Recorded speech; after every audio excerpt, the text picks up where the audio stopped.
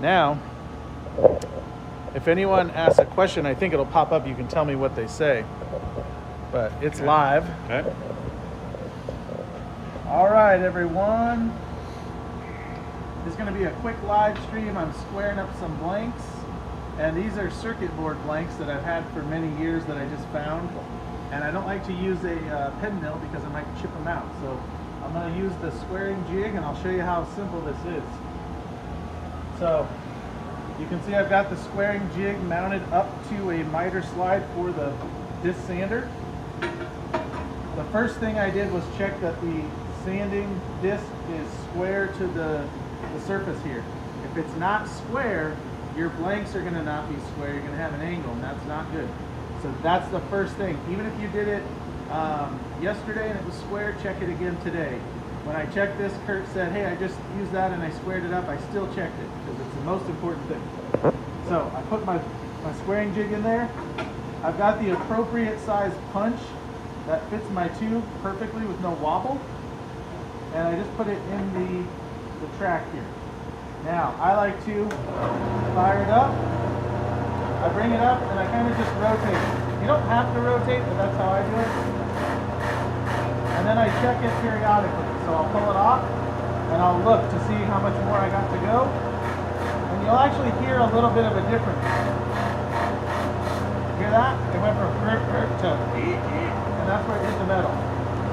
And you can see, maybe you can see, I've got a shiny ring, meaning I hit the edge of that ring just perfect. Now be very careful. It's easy to overdo it and go way too far. So you got to really listen and pay attention and check it a lot. Tiny bit more. Tiny bit more. And you'll hear it this time. There we go. And we're good. You can see a nice ring. I got a little bit of straggler resin there, and I can just knock it off with that. And that's good. Now, when you have a blank that has a little bit more, obviously you can go a little faster, a little harder. This one had about 1/4 of an inch of resin. Ideally, I'd trim that off on the handsaw. Take a look. I'm about 1/8 of an inch.